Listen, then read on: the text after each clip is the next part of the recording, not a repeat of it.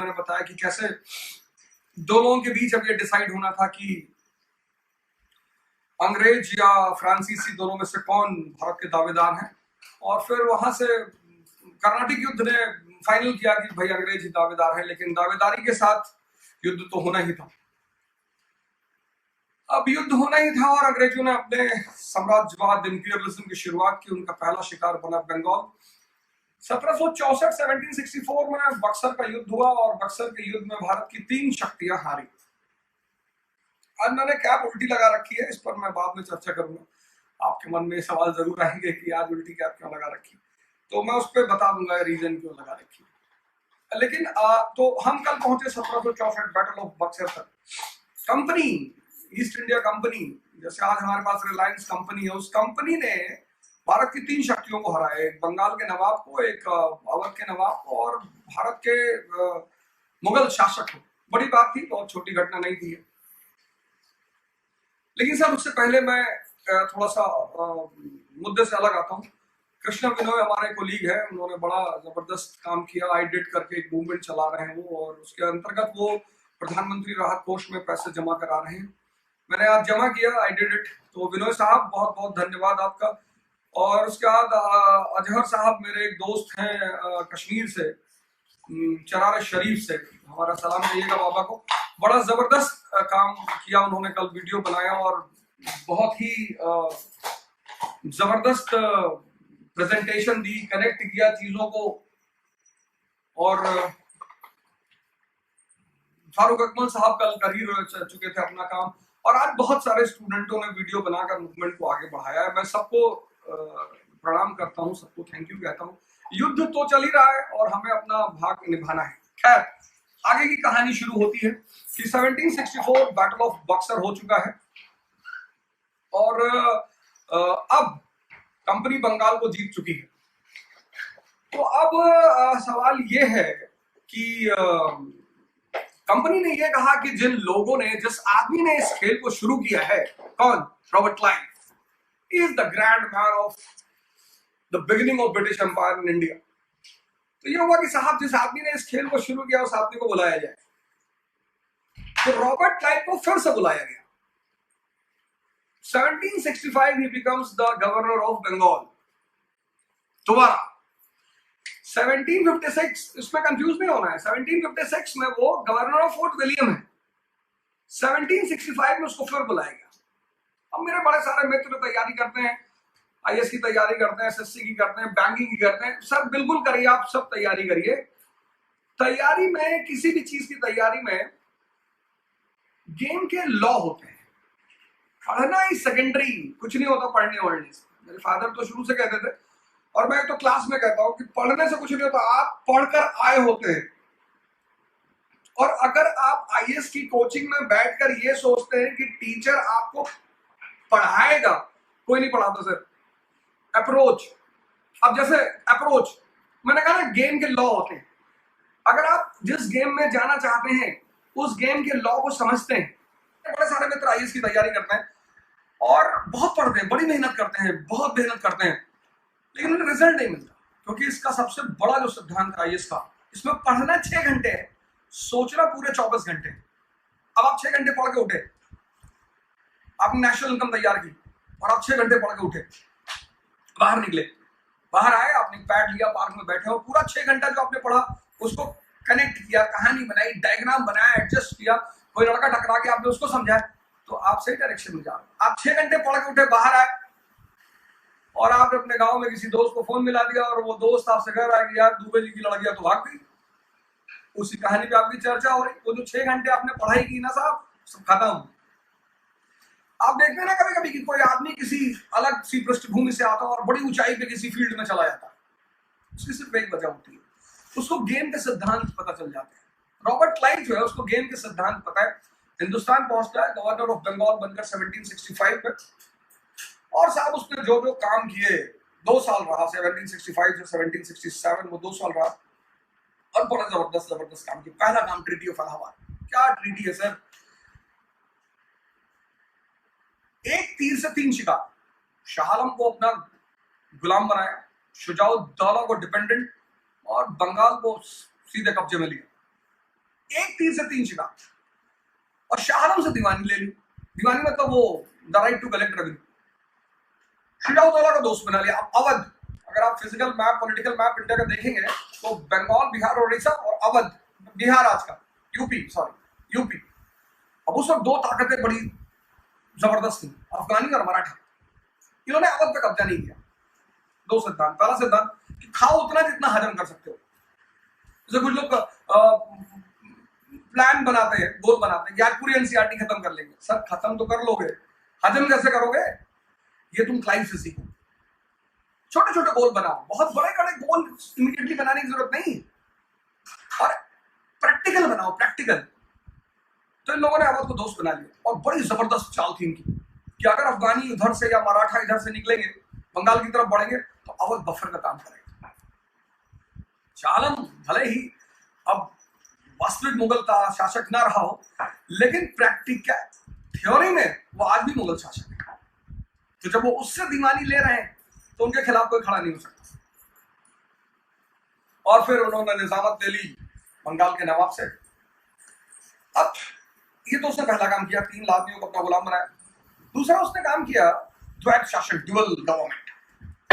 7 साल sir, 1765 to 1772 द्वैत शासन, ड्यूअल गवर्नमेंट। मतलब जनता के सामने, दुनिया के सामने बंगाल नवाब, जिसके पास कोई शक्ति नहीं, रिस्पॉन्सिबिलिटी सारी उसकी और ताकत सारी कंपनी के हाथ में। आगे बंगाल नवाब और पर्दे के पीछे कंपनी। इस बात को लेकर ब्रिटिश संसद में बड़ा सवाल उठा है, क्वेश्चन पूछा गया। सबके मन में उठता है कि साहब, मैंने कहा ना कि गेम के सिद्धांत अगर आप समझते हैं, ड्यूअल, उसने डिस्क्लोज नहीं किया कि कंपनी ने बंगाल पर कब्जा कर लिया। क्यों? क्योंकि जब तुम महत्वाकांक्षी होते हो, ये लॉ है सर, कि whenever you are ambitious, तो तुम्हारे अपने ही लोग समस्या खड़ी करते हैं। तुमको नौकरी चाहिए, तुम्हें सब लोग मदद करेंगे, पर तुम राजा बनना चाहते हो, तो राजा बनने की सबसे बड़ी चुनौती यही है कि you will face the opposition from your own people। इसलिए राजा के दुश्मन बाहर तो होते ही हैं, उसको सबसे बड़ी बात होती है कि वो अपने चारों तरफ हमेशा नजर रखे। आप देखिए, कभी कभी आप किसी को कोई परेशानी नहीं क्रिएट करते, फिर भी लोग आपको परेशान कर देते हैं। आपको इंस्टिगेट कर देंगे, भड़का देंगे, गाली दे देंगे, आपके बारे में उल्टा सीधा लिख देंगे, और आप परेशान हो जाते हैं। किसी ने लिख दिया कि अरे यूपी के लोग चोर हैं, और आप टेंशन में आ गए, अरे भैया। जब आप मैदान में और लड़ाई लड़ रहे हैं और अपनी महत्वाकांक्षा की तरफ आगे बढ़ रहे हैं, सर 2 केस में लड़ाई, युद्ध करिए, युद्ध। लड़ाई तो कभी करिए ही मत, युद्ध करिए। एक सम्मान के लिए और एक इकोनॉमी के लिए, पैसे के लिए नहीं। 100, 200, 500, 1000, 10,000 रुपए की बेईमानी कोई लेके चलेगा, जाने दीजिए, ब्याज जोड़ते रहिए जब तक उसके पास पड़ा हुआ है। जब कभी मौका आएगा रिटर्न हो जाएगा, कोई दिक्कत की बात नहीं है। तो खैर साहब, द्वैत शासन, ड्यूअल गवर्नमेंट बड़ा जबरदस्त चीज रही 7 साल। सिद्धांत यह है कि जब आप आईएएस की तैयारी करें तो आपके पड़ोसी को हिंदू से पता चले कि Anurag Sharma first rank in IAS, तब आपका पड़ोसी को लगेगा अनुराग शर्मा सन ऑफ देवेंद्र शर्मा, पड़ोसी देवेंद्र उनका बेटा है, खुद सवाल बताइए। वही बात क्लाइव ने बाद में पार्लियामेंट में कही भी, जब उससे सवाल हुआ कि भाई आपने अपनी उपलब्धि को छुपा के क्यों रखा। उसने कहा मुझे डर था, हिंदुस्तानी राजाओं से डर था, हालांकि वो संभावना थी नहीं। उसने कहा मुझे डर था कि ये हिंदुस्तानी राजा एक संघ बना सकते हैं हमारे खिलाफ, और मुझे डर ये भी था कि ये जो हमारी यूरोपियन मित्र हैं ये हमारे खिलाफ बड़ी साजिश कर सकते हैं। तो उसने कहा मैंने सोचा कि जब तक हमारी स्थिति मजबूत न हो जाए तब तक हम अपने आप को डिस्क्लोज नहीं करेंगे। बहुत बड़ा सिद्धांत है, आप कहीं भी आगे बढ़िए, इस सिद्धांत को याद रखिए। अपने एम्बिशन, अगर आपका एम्बिशन आपका साया भी जानता है ना, तो एम्बिशन नहीं। ये हम क्लाइव से सीख सकते हैं। इसलिए कहा आदमी दिमाग जहां लगाता है वो बस उसी लेवल पे रहता है। कुछ घर में लगाते हैं, कुछ परिवार में लगाते हैं, कुछ मोहल्ले में लगाते हैं, कुछ शहर में लगाते हैं, उसी औकात तक आदमी रहता है। तो दिमाग है, आपको डिसाइड करना है किस लेवल पे लगाना है। तो अगर आपने प्रदेश के लेवल पे लगा दिया तो आप स्टेट के लेवल पर की हस्ती रहेंगे, नेशनल लेवल पे लगा दिया तो आप नेशनल लेवल की हस्ती रहेंगे, आपने इंटरनेशनल अब बुद्ध जैसे लोगों ने भगवान में लगा दिया तो वो भगवान हो गया। तो क्लाइव 1767 में चला गया। अब जब क्लाइव 1767 में चला गया, बीच में गवर्नर्स आए और अपना काम करते रहे, और अगला जो महत्वपूर्ण आदमी आया वो था वॉरेन हेस्टिंग। वो आया 1772 में, हिंदुस्तान आया। अब कंपनी तो हाई है, अब पॉलिटिकल पावर भी है, और पॉलिटी के 3 पिलर्स हैं, एग्जीक्यूटिव, लेजिस्लेचर, जुडिशरी। अब एग्जीक्यूटिव तो चलो कलकत्ता काउंसिल हो गई, लेजिस्लेचर का काम भी वही कर देगी, जुडिशरी के बिना राज्य नहीं चल सकता, राज्य को आप चला ही नहीं सकते जुडिशरी के बिना।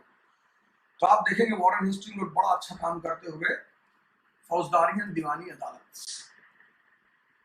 तो कलकत्ता काउंसिल दोनों काम कर देगी, अभी लेजिस्लेचर का भी काम कर देगी और एग्जीक्यूटिव का भी काम कर देगी। लेकिन जुडिशरी, अब judiciary crude form, Warren Hastings को आप देखेंगे। अब कंपनी के सामने कई सारी चैलेंजेस हैं वॉरेन हेस्टिंग के समय में। पहला चैलेंज ये है कि उसको अपने आप को कंसोलिडेट करना है, पूरे अपनी उपलब्धि को, बंगाल, बिहार, उड़ीसा की ट्रेड एंड कॉमर्स भी करना है, इंडिया में एक्सपेंशन भी करना, उन सब चीजों के लिए पैसा चाहिए, मनी। दीवानी इनके पास है, बंगाल, बिहार, उड़ीसा की। ये विदेशी लोग, इन्हें यहाँ की कल्चर नहीं पता, इकोनॉमी नहीं पता, पॉलिटी नहीं पता। तो क्लाइव वॉरेन हेस्टिंग ने क्या किया, रेवेन्यू डिपार्टमेंट 1772 में उसने बोर्ड ऑफ रेवेन्यू बनाया कलकत्ता में। तो फिर उसने जो है एक्सपेरिमेंट करना शुरू किया लैंड रेवेन्यू।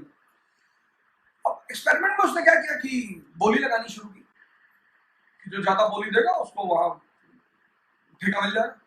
और हिंदुस्तानी बोली लगाने में इनका कोई मुकाबला ही नहीं, बोली तो लगानी, देना क्या है।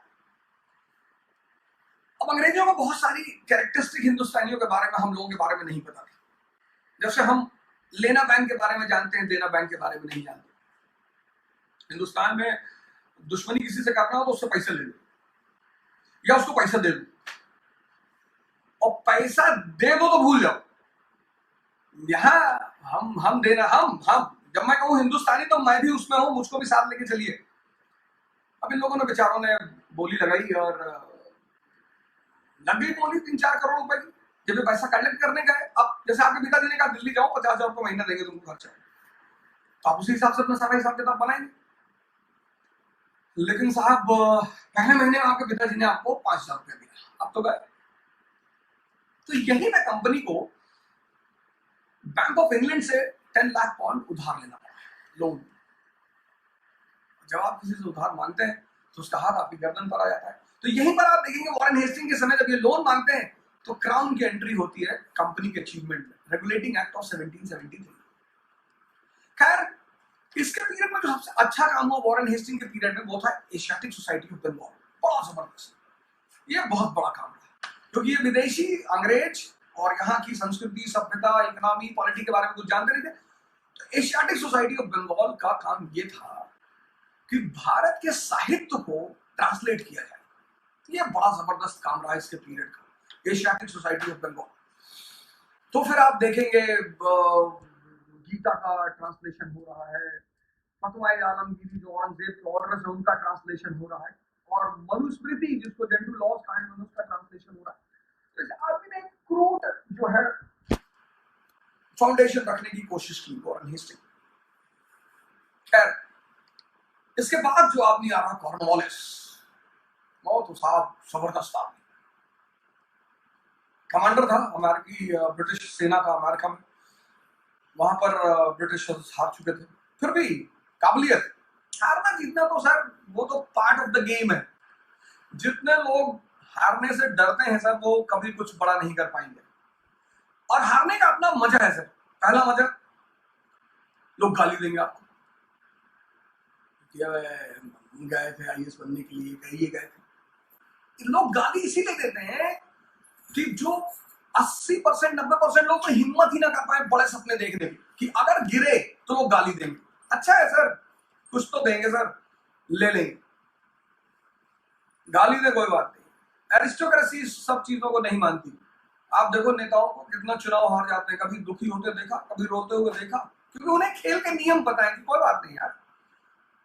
बीजेपी ने 2014 तक वेट किया कंप्लीट बहुमत में आने के लिए, आए, लड़ते रहे, लड़ते रहे, लड़ते रहे, लड़ते रहे, लड़ते रहे, 2 सीट, जनसंघ की 2 सीट। कभी किसी ने सोचा था कि इतनी सुप्रीम अथॉरिटी में ये पावर में रहेंगे? लेकिन आए, क्यों? क्योंकि इन्हें सिद्धांत पता है सर। कांग्रेस आज सत्ता से बाहर है, कोई बात नहीं सर, ये खेल है, चक्र है, चलता रहेगा। इसलिए एक राजा दूसरे राजा को कभी आहत नहीं करता। इसलिए मोदी जी कुछ भी करेंगे लेकिन कभी अगले राजा पर प्रहार नहीं करेंगे। ये नियम है चेस का सर। आप देखो, जब चेस का गेम आप खेलते हो तो आप सारे प्यादों को बोर्ड से बाहर हटा देते हो, पर राजा बोर्ड पर ही रहता है। खैर, कॉर्नवालिस आया, उसने कहा कि मैं हिंदुस्तान जाऊंगा, चला तो जाऊंगा, लेकिन मेरी एक शर्त है कि मुझे वीटो पावर दिया जाए, मेरा बैठ के पढ़ेंगे सर। तो कॉर्नवालिस ने टैक्सेशन को इम्प्रूव किया और फिर उसने परमानेंट सेटलमेंट लाया। वो 1793 में परमानेंट सेटलमेंट लाया, सोर्स ऑफ रेवेन्यू परमानेंट किए, जमींदारों से उसने कहा कि जमींदार are the permanent owners of the land. और फिर उसने रेवेन्यू रिफॉर्म्स के बाद जो किया, वो कहा कि सारा एडमिनिस्ट्रेशन अंग्रेजों के हाथ में, श्वेत व्हाइट लोगों के हाथ में होगा। उसने कहा यहाँ के लोग एक तो बहुत करप्ट है, दूसरा इन्हें मॉडर्न चीजों के बारे में जानकारी नहीं। उसकी जो सबसे बड़ी उपलब्धि रही, जिसको आज मुझे चर्चा करना था आपसे, वो ये रहा कि मैसूर उसके लिए बहुत बड़ा खतरा बन रहा था। हाँ, वॉरेन हेस्टिंग के समय एक फैक्ट मैं आपको बताना भूल गया था कि वॉरेन हेस्टिंग का जो सबसे एक और अच्छा चीज, वॉरेन हेस्टिंग के एक पीरियड में सबसे अच्छा काम मैंने आपको बताया एशियाटिक सोसाइटी ऑफ बंगाल, और एक और भी अच्छा काम था ट्रीटी ऑफ सालबाई 1782, मराठों से समझौता, धरते हुए पावर थे। कॉर्नवालिस की जो सबसे बड़ी उपलब्धि रही, वो सिर्फ कॉर्नवालिस कोड और परमानेंट सेटलमेंट नहीं है सर, उसकी सबसे बड़ी उपलब्धि रही मैसूर को प्रागैतिक करना। अब थोड़ा सा मैसूर की कहानी पर आ जाए। कल मैंने आपको एक फॉर्मूला बताया था, पता नहीं आपने ध्यान दिया कि नहीं, कि prosperity can not survive with weakness. समृद्धि जो है सर, वो ताकत के बिना नहीं रह सकती। अगर एक औरत 50 करोड़ का गहना पहनकर और साइकिल के पे बैठकर जा रही है, तो साइकिल चलाने वाला और औरत दोनों खतरे में रहेंगे सर। तो जहां भी समृद्धि है सर, वहां पर ताकत का होना बहुत जरूरी है।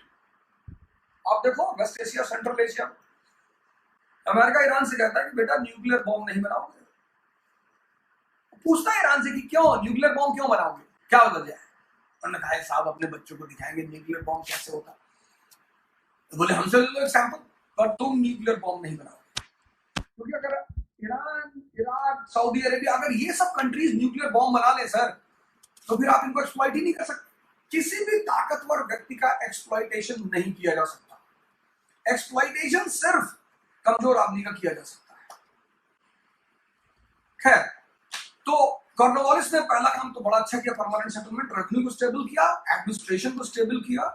एडमिनिस्ट्रेशन में उसने एक बड़ा बढ़िया काम किया, जो आज भी हम देख रहे हैं, हमारे पुलिस वाले भाई उसको साथ पर इंप्लीमेंटेड कर रहे हैं। और जो मॉडर्न पुलिस सर्विस है वो कॉर्नवालिस की देख है। लेकिन मैंने कहा कि उसका सबसे बड़ा काम रहा मैसूर को अपंग करना, पैरालिटिक। अब मैसूर की जो पोजीशन है सर, वो तुंगभद्रा द्वाब, फर्टाइल प्लेन, और फिर पोर्ट्स, समुद्री इलाका, पोर्ट्स उसके, फिर उसके हैंडीक्राफ्ट, और फिर कोला की गोल्ड माइन, फिर वो चंदन के जंगल। तो बड़ा ही प्रॉस्परस, मतलब south India is the cave of Alibaba, land of wealth, और Mysore is the heart of that land of wealth.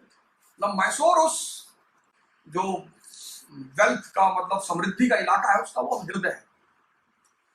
और 18वीं शताब्दी, 18th सेंचुरी में वोडेयर डायनेस्टी थी, वहां पर उसका राजा था चिक्का कृष्ण राजा। राजा साहब खुद ही 18 घंटा डांस करते थे। अब ठीक है, आप राजा हैं तो राजाओं के दरबार में सिंगर होता है, डांसर होती है।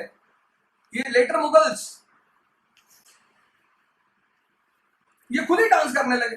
वो मुबारक खलजी नंगे आता था दरबार में। राजा का एक प्रोटोकॉल है सर, चुनौतियां उसके सामने होती, परेशानी उसके सामने कभी नहीं, परेशानी आदमी के सामने होती, चुनौतियां।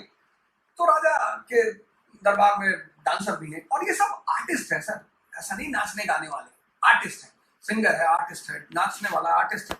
लेकिन अगर राजा 15 घंटे नाच रहा है, वो वालिद अली शाह कथक करता था बैठ के 15-15 घंटा, अंग्रेज ने कहा कि भैया तुम 15 घंटा कथक करोगे, राज्य कौन चलाएगा? उसको उठा के ले गए साल 1856 में। वही हाल था चिक्का कृष्ण राजा का, नाचे जा रहे हैं, गाए जा रहे हैं। और जब भी समाज में या देश में संकट आता है तो वो जो योग्य व्यक्ति होते हैं उनके लिए बहुत बड़ा अवसर होता है उस संकट में लोगों की मदद करके अपनी जगह बनाने। और इसी संकट में मैसूर समृद्धि का हृदय स्थल, हार्ट ऑफ प्रॉस्पेरिटी, और राजा इनकम्पीटेंट, तो जनता और राज दोनों परेशान, और फिर निजाम और हैदराबाद और ये मराठा। तो ये मौका मिला हैदर अली को। आप देखना हिस्ट्री में एक बहुत बड़ी चीज आप देखोगे हिस्ट्री में कि जब भी समाज और राष्ट्र कहीं संकट में आया तो जो योग्य व्यक्ति हैं उन्होंने तुरंत अपनी जगह बनाई। नेपोलियन को आप देखोगे, आप जो है इधर हैदर अली को देखोगे। आप हैदर अली के बारे में पिछला इतिहास कुछ भी नहीं पता, सिर्फ कहानी यहां से पता चलती है साहब वो घुड़सवार था मैसूर के सेना में, और फिर धीरे धीरे उसने कमांड लेनी शुरू की, काम करना शुरू किया। सर उसने अच्छे अच्छे मोर्चे संभाले मराठों के खिलाफ, निजाम के खिलाफ। तो उसकी अपग्रेडिंग बढ़ती रही। जैसे आप खेलना शुरू करते हो और रिजल्ट आना शुरू करते हैं, पहला मैच खेला, शतक मार दिया आपने, तो थोड़ी सी नाम बढ़ा आपका। गांधी साउथ अफ्रीका गए, खेल कर आए तो यहाँ नाम लेकर आए। चंपारण में जबरदस्त बैटिंग की, आईपीएल खेला उन्होंने। अहमदाबाद में उन्होंने बड़ा अच्छा परफॉर्म किया। तो जब आईपीएल में उनका परफॉर्म रहा तो लोगों को बड़ा भरोसा रहा कि नहीं यार बढ़िया खिलाड़ी है गांधी जी। और फिर जब नेशनल टीम में आए, नॉन कोऑपरेशन मूवमेंट, फिर तो साहब जो जो शॉट्स मारे मैं उस पर आऊंगा आगे चलकर। बड़े जबरदस्त खिलाड़ी हैं, मोहनदास करमचंद गांधी। तो इन सारे खिलाड़ियों की हम चर्चा करेंगे। तो हैदर अली ने सारा मोर्चा संभाला, धीरे धीरे उसका नाम बढ़ना शुरू हुआ। सबसे ज्यादा वो आदमी नजर में आया जब 1755 में उसने दिंदुगुल में फिर कैनन फैक्ट्री लगाई। और मैंने कल आपसे कहा था कि कैनन फैक्ट्री जैसे ही कोई राजा लगाएगा अंग्रेजों के कान खड़े हो जाएंगे, क्योंकि उसको अंग्रेजों को फील होगा कि भैया तुम अपनी ताकत क्यों बढ़ा रहे हो, मिलिट्री पावर किससे लड़ रहे हैं तुम्हें। जागरूकता राजा का सबसे अहम लक्षण है। जागरूकता, अवेयरनेस, अवेकनिंग, नजर चारों तरफ, बात वो किसी से भी कर रहा हो और उसकी नजर चारों तरफ। 1755 में जब दिंदुगुल में उसने कैनन फैक्ट्री लगाई हैदर ने, तो फिर अंग्रेजों को लगा कि भैया तो तेज तर्रार आदमी है। तो अंग्रेजों ने क्या किया, मराठा निजाम से दोस्ती कर ली कि यार ये तो ताकतवर हो रहा है और तुम लोग को भी खतरा पैदा करेगा, तो हम मिलकर निजाम इसको मारते हैं हैदर को। लेकिन हैदर इनसे भी 4 हाथ आगे निकल गया। उसने मराठा और निजाम को बुलाया, कहा कितना परसेंट दे रही है अगली पार्टी। लोगों ने कहा 15% दे रही, बोले 20 हमसे ले लो, हमारी तरफ आ जाओ। और मराठा और निजाम आ गया हैदर की तरफ। तीनों ने मिलकर जो फर्स्ट एंग्लो मैसूर वॉर हुआ, पीटा अंग्रेजों। तब अंग्रेजों को लगा कि नहीं भैया ये अनपढ़ तो है लेकिन समझदार बहुत है, और समझदार ही नहीं है, लेथल बहुत है। First Anglo Mysore war was a eye opening event for English regarding Haider Ali. Perform किया उस आदमी ने कि मैं एक अच्छा सिपाही नहीं हूं, एक अच्छा डिप्लोमेट भी हूं, अच्छा सोचने वाला भी हूं। और कबीर ने तो कही दिया सर कि पोथी पढ़ पढ़ जग मुआ पंडित भयानक होए। तो पढ़ना अच्छी चीज है सर, बहुत अच्छी चीज है, एजुकेशन बहुत अच्छी चीज है। लेकिन एजुकेशन के साथ जो सबसे चीज जिसको सबसे ज्यादा बढ़ावा दिया जाना चाहिए वह समझदारी। में बार बार अपनी क्लास में कहता हूँ कि सोचो यार ये घटना क्यों हुई, ऐसा क्यों हुआ है, कोरिलेट करो, कनेक्ट करो चीजों को। तो फर्स्ट एंग्लो मैसूर वॉर ने हैदर को एकदम सुपरस्टार बना दिया। सेकुलर आदमी, समझदार आदमी सेकुलर होगा ही सर। जो समझदार है वो सेकुलर है। किसी की भी समझदारी आपको पता करनी है, उससे उसके धर्म पर ओपिनियन सुन लीजिए बस। जिसने कहा कि साहब हिंदू धर्म से बड़ा कोई धर्म नहीं और हमारा ही धर्म सर्वश्रेष्ठ है, समझ लिए कि है ही नहीं साहब। दुनिया में राजा 1% है सर। सबसे बहस क्यों करते हैं आप? मैं तो देखता हूँ बहुत लोगों को दूसरों को समझाते कि देखो सारे धर्म बराबर है। क्यों समझाते हो यार? इनको समझाना होगा तो मालिक नहीं समझाएगा, तुम राजा बनो, मारो इनको, डंडा उठा लो, पिस्टल सामने रख दो, फिर समझाओ कि सारे धर्म समान होते हैं। हिटलर यही तो किया। खैर, धर्मनिरपेक्ष, ताकत बढ़ती गई। पहला एंग्लो मैसूर वॉर हुआ, समझौता हुआ। अंग्रेजों की एक आदत थी कि जहां भी उनको लगता था कि हम मार खा जाएंगे, तुरंत हाथ जोड़े थे, साहब गलती हो गई साहब, तो माफी भी मांग ली अंग्रेजों ने, समझौता हो गया। 11 साल शांति चली दोनों लोगों के बीच में। 1769 में समझौता हुआ और 11 साल। अब अंग्रेजों ने जब भी किसी से शांति की, उसका सदुपयोग किया।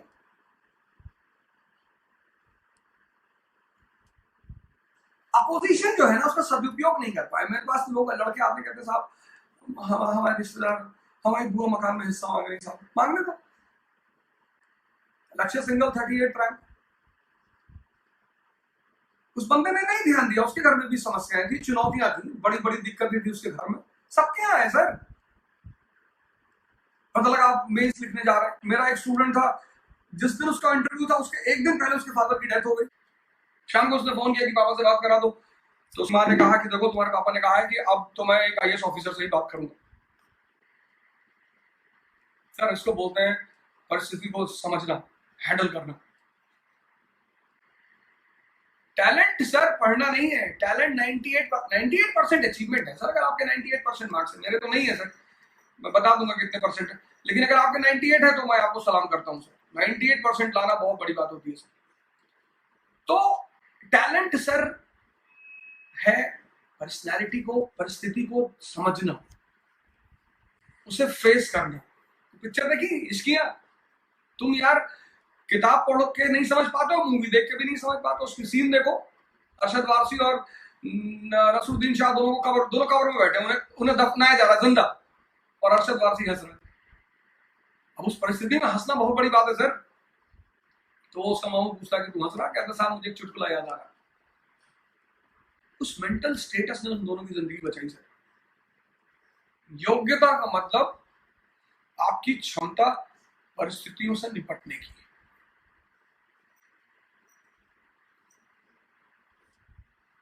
ये योग्यता है, ये है टैलेंट। अगर आपको ये आ गया फिर तो आप, तो अंग्रेजों ने मतलब उस 11 साल को सदुपयोग किया, अपने आप को मजबूत किया, मराठों से दोस्ती की और एकदम पूरा पॉजिटिव वर्क किया। पॉजिटिव, ये मैसूर मराठों से लड़ते रहे, निजाम से लड़ते रहे, ये लोग आपस में लड़ते रहे, इन्होंने अपने पर ज्यादा ध्यान नहीं दिया। 1780 में क्या हुआ sir, American war of independence चल रहा था, फ्रांसीसी अमेरिकन की मदद कर रहे थे। अंग्रेजों को लगा कि यार ऐसा ना हो कि फ्रांसीसी हमारे भारत में विरोधियों को भी मदद करें, तो एज अ प्रिकॉशन उन्होंने क्या किया, अंग्रेजों ने माहे का एक बंदरगाह था, पोर्ट, उसको कब्जा कर लिया 1780 में, प्रिकॉशन कि फ्रांसीसी मदद मैसूर ना पहुंच पाए। और वो हैदर अली की ज्यूरिसडिक्शन में था। जैसे इन लोगों ने कब्जा किया उस पोर्ट पर, सेकेंड एंग्लो मैसूर वॉर शुरू हुई। दोनों तरफ से हार जीत का सिलसिला चलता रहा। 1782 में हैदर अली की डेथ हो गई। वॉर चल रहा था, second Anglo Mysore war, Haider Ali की डेथ हो गई। और फिर जो आदमी राजा बना, वो आदमी 18वीं सेंचुरी का महानायक है, टीपू सुल्तान। सर मैं आपको बताऊं, हिस्ट्री के साथ एक बहुत बड़ी दिक्कत है कि हिस्ट्री के 3 वर्जन है सर। एक वर्जन है कॉमन मैन्स वर्जन, उसकी अपनी हिस्ट्री है। जैसा औरंगजेब साहब 10,000 हिंदुओं को मारकर डेली खाना खाता था। अरे भैया 10,000 हिंदू को डेली अगर वो मारेगा तो एक साल में 365 दिन होते हैं। 50 साल शासन किया उसने। उसे मान रहा है औरंगजेब जो है साहब 2 बजे रात में उठ के नमाज पढ़ता था, साहब पढ़ता होगा। ये होता है एक common man version of history. इनको पता कुछ नहीं होता, ये सुनी सुनाई कहानियों को नरेट करते हैं। उससे तो कभी कभी लोग आके कहते हैं कि औरंगजेब बहुत बड़ा आदमी था, बहुत बड़ा आदमी था, एक बार आसमान में उंगली डाल के छेद कर दिया था ऐसे। अरे नहीं नहीं, हाँ क्या, अगर आप अहम आदमी से बहस करेंगे तो आप गए सर। सम्मान करिए लोगों का, सुनिए उनकी बातों को सुनिए। तो लोग आके आपसे कहेंगे कि ऐसा ऐसा हो गया था और हमने ये कर डाला और वो कर डाला और हमारा धर्म और हमारे लोग और फला। सुनिए इनको। राजा वो जो आम आदमी को सुने। पहले आप तो आने ही ना दे। तुम्हारे यहाँ के सांसद हैं, मंत्री हैं, जाओ उनके घर में घुस के दिखाओ, ये वोट लेने आते हैं तो उनसे हाथ जोड़ते हैं, इनसे मिलकर दिखाओ। राजा तो प्रोटोकॉल, उसकी अलग बस्तियां हैं और सिंधु सभ्यता से है और कयामत तक रहेंगी, वो कभी नहीं टूटेगी। तो हिस्ट्री के 3 वर्जन, एक आम आदमी का वर्जन, उसकी अपनी हिस्ट्री की किताबें होती है। एक है वैचारिक, लेफ्ट विंग, राइट विंग, ये विंग, वो विंग, और तीसरी ब्यूरोक्रेसी। उसको मैसेज लेना होता है कि अशोक ने डाइवर्सिटी को कैसे हैंडल किया। आज हिंदू इंडिया में डाइवर्सिटी है, अशोक के समय भी थी, उसने कैसे हैंडल किया। तो ब्यूरोक्रेट इस नजर से पढ़ता है कि धम्मा, द पॉलिसी ऑफ धम्मा, वो सीखता है वहां से कि अच्छा हम अशोक से ये बात सीख सकते हैं कि डाइवर्सिटी को कैसे मैनेज किया जाता है। हम अकबर से ये बात सीख सकते हैं कि डाइवर्सिटी को कैसे मैनेज किया जाता है।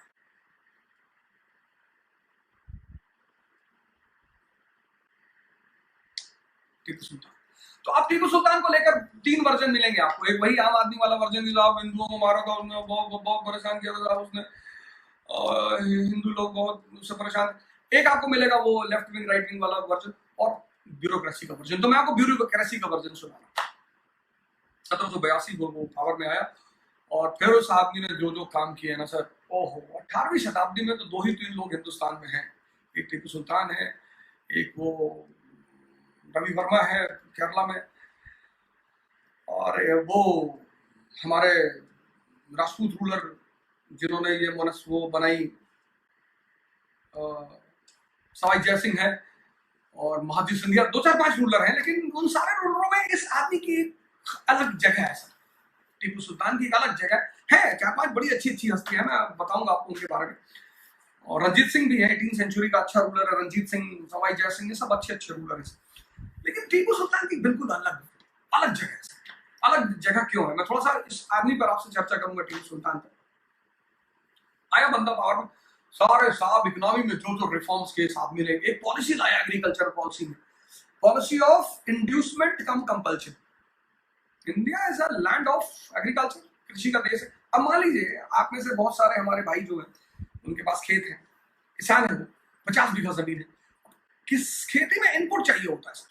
कभी कभी लोगों के पास जमीन है पर उस जमीन में वो एग्रीकल्चर नहीं कर पाते। 50 बीघा है तो 10 बीघे में कर लेते हैं, 15 में कर लेते हैं, बाकी खाली पड़ा रहता है। उससे उनको भी नुकसान है, स्टेट को भी।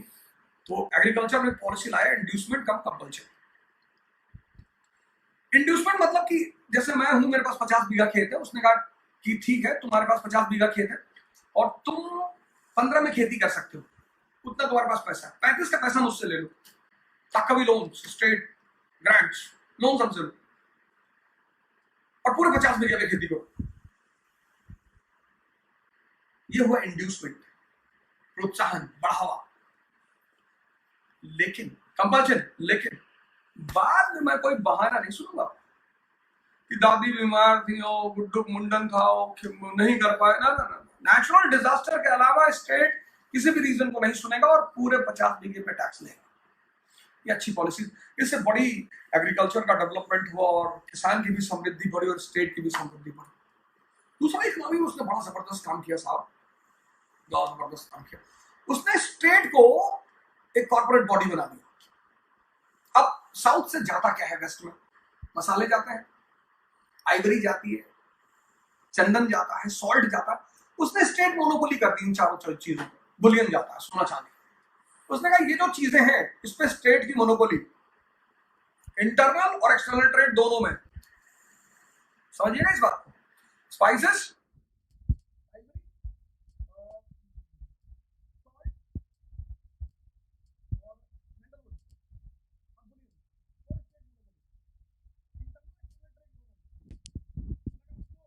रिटेल शॉप में बेचते हैं तो भी आप स्टेट से ही खरीदेंगे, और अगर आपको एक्सपोर्ट करना है पोर्चुगीज, डच, इनको भी तो भी स्टेट से खरीदेंगे। तो अब ये सारा सामान जिसकी वेस्ट में बहुत डिमांड है वो कौन बेचेगा? स्टेट।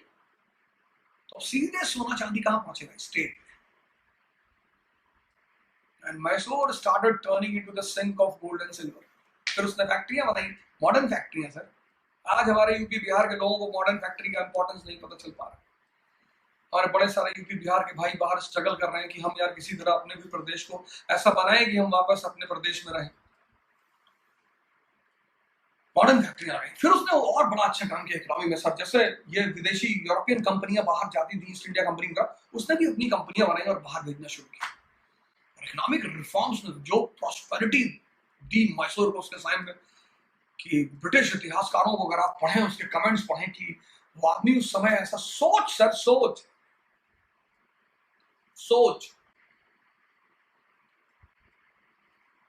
सोच आदमी की जो सोच है ना सर, वो एक झटके में उसे ऊपर पहुंचा देती है और नीचे ले आती है। सोच ही है सर। इकोनॉमिक रिफॉर्म्स किया, एडमिनिस्ट्रेटिव रिफॉर्म्स किया, लॉ एंड ऑर्डर और एडमिनिस्ट्रेशन। और एडमिनिस्ट्रेशन में सर उसने बड़ी जबरदस्त बात की। पहला शासक है उस हिंदुस्तान का जिसने मतलब सारे डिपार्टमेंट को डेमोक्रेटिक एलिमेंट्स को इंट्रोड्यूस किया। सर मैं डेमोक्रेसी नहीं कह रहा, मैंने कहा प्रजातंत्र के तत्वों को उसने शामिल किया। डिपार्टमेंट का, हर डिपार्टमेंट का चीफ होता था, उसके सेक्रेटरी होते थे।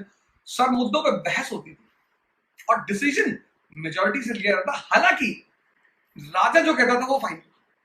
लेकिन सर ये भी बहुत बड़ी बात है, हमारे देश में डिबेट का मतलब समझते हैं हराना।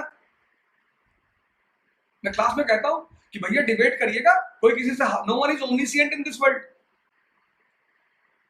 इस दुनिया में भगवान को छोड़कर कोई सर्वज्ञानी नहीं है। डिबेट का मतलब ये होता है कि हम दोनों लोग किसी मुद्दे पर जानकारी रखते हैं तो उसमें बहस कर रहे हैं। बहस का मतलब होता है एक्सचेंज ऑफ इंफॉर्मेशन।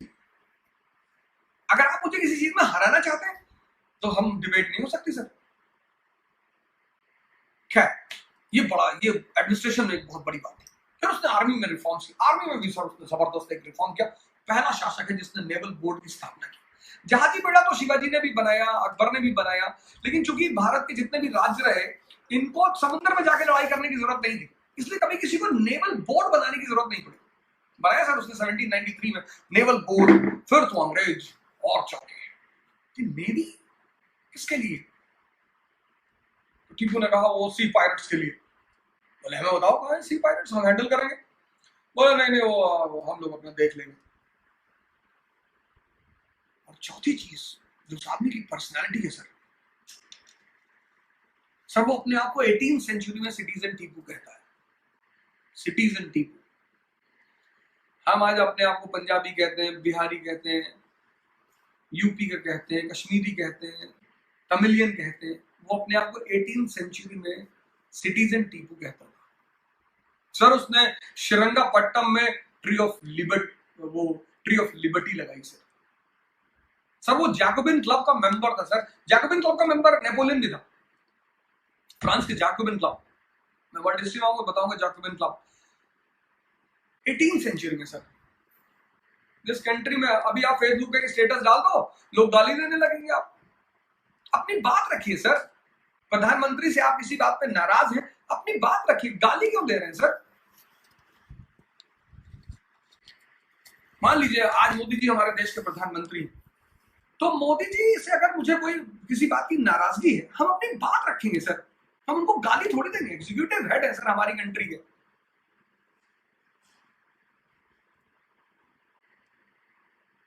आपने देखा नहीं, देवेंद्र फडणवीस साहब वाइफ पठान की बेटी के साथ एंगेजमेंट में बैठे हुए थे। इन लोगों के बीच में कोई दुश्मनी नहीं होती sir. Ideological differences never means enmity. गाली लिखना शुरू कर देते। आप किसी से डिसएग्री करते हैं, ठीक है भाई, मोदी जी ने गलतियां कर रहे हैं, आप सुझाव दीजिए सर, उनको बात बताइए, उनको अपनी बात उन तक पहुंचाइए सर। लेकिन हमारे प्रधानमंत्री हैं सर, आप प्रधानमंत्री की सम्मान करिए और इस विषम परिस्थिति में तो बिल्कुल करिए सर। मैं अभी भी पोस्ट देखता हूं, मेरे बड़े सारे आलिम दोस्त हैं, पढ़े लिखे दोस्त हैं, वो मतलब अजीब अजीब से पोस्ट डालते हैं और महान लोग अपनी कमी पर ध्यान देते हैं सर।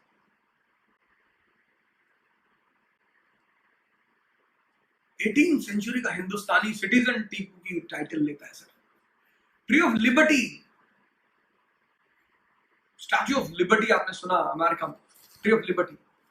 जैकोबिन क्लब का मेंबर, सेकुलर तो नहीं था सर, लेकिन रिलीजियस टॉलरेंट था। एक एग्जांपल मिलता है कि मराठों ने जब रेड मारी तो शारदा मां का टेंपल टूट गया उसके पैलेस में, तो उसने रिकंस्ट्रक्ट करवाया उसको, ऐसा एक एग्जांपल मिलता है। लेकिन ये जो काम उसने किया इकोनॉमिक रिफॉर्म्स में, स्टेट को एकदम वेल्दी बना दिया, और एडमिनिस्ट्रेटिव रिफॉर्म में डेमोक्रेटिक एलिमेंट्स और आर्मी और नेवी, और सब अंग्रेजों की नजर थी सामने, नहीं भैया तो ज्यादा खतरनाक है। जिस आदमी की सोच बड़ी है ना, वो आदमी बहुत खतरनाक होता है।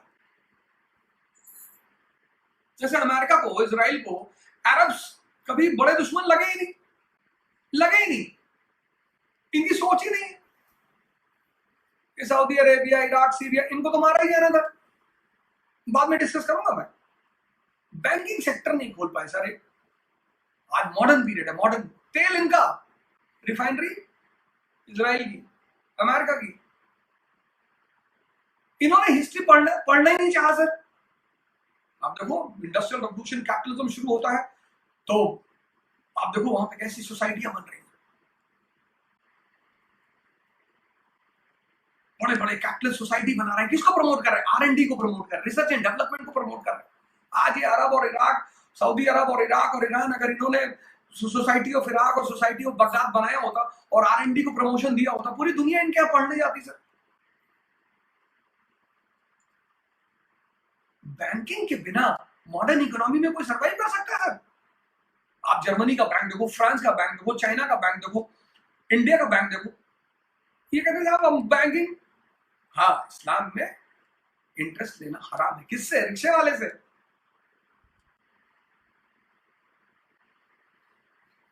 जिसके पास खाने को पैसा नहीं, उससे ब्याज कहां ले सकते हैं आप पढ़िए आईने अकबरी, अकबरनामा पढ़िए। जितने मुगल राजकुमार थे, जितनी मुगल राजकुमारियां थी, सब पैसा ब्याज पे चलाते थे। किसको देते थे? इंडस्ट्रियलिस्टों को, कैपिटलिस्टों को।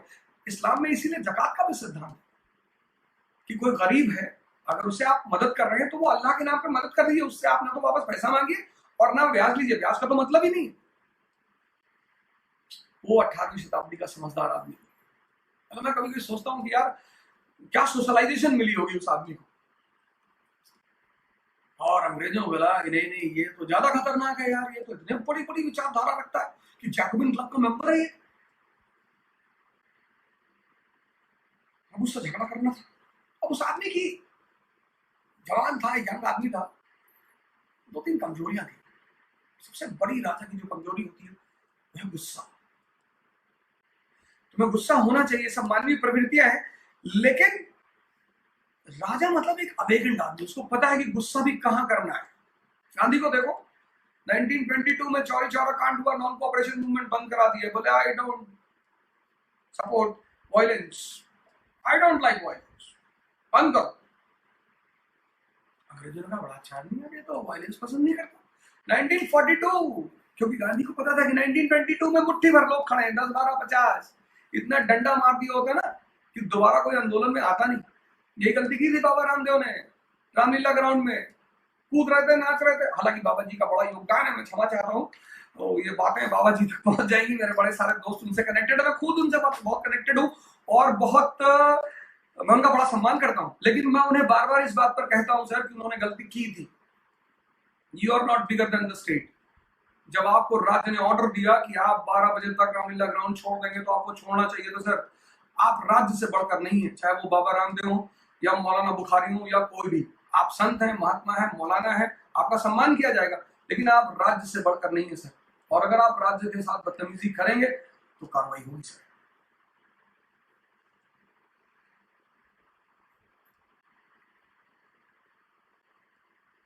वो जो सोच है सर, वो सोच, वो जो महान सोच है ना सर, अरे बाप रे। गुस्सा, गांधी को गुस्सा कहां था? 1942 में। इसको बोलते हैं अवेकेंड पर्सनैलिटी। उसको पता है गुस्सा भी कहां करना है। हर जगह गुस्सा नहीं करना कि मेरे बाबा शेर से लड़ गया। बोले क्या हुआ? बोले चीर फाड़ के खा गया। हर आदमी से लड़ना भी नहीं। उसामा बिन लादेन को मैं बड़ा सम्मान करता हूं सर। बंदे ने दुनिया के दरवा को मार दिया 2-3 हाथ खींच के। एक आदमी से लड़ा, पूरी दुनिया बच्चा बच्चा जानता उसे। यहाँ लोग ऑटो वाले से लड़ जाते हैं, रिक्शे वाले से लड़ जाते हैं कि हमको पहचानते नहीं हो, कौन हो? बुद्ध हो, महावीर हो, कौन हो भैया? और गाली, मुझे बहुत सारे मित्र हमारे जो है गाली वाली देते रहते हैं फेसबुक में, मुझे बड़ा अच्छा लगता है। गाली देते हैं, कभी कभी उल्टा सीधा बहुत बड़ा बोलते हैं, मुझे बहुत अच्छा लगता है सर। मैं बड़ा बड़ा साधुवाद देता हूँ उनको, बहुत उनके लिए दुआ करता हूँ कि भगवान समझ नहीं पा रहे होंगे ये किसी बात को मेरी, तो गुस्से में दे रहे होंगे, वो बड़ी अच्छी बात है सर, उसमें कोई दिक्कत वाली बात नहीं।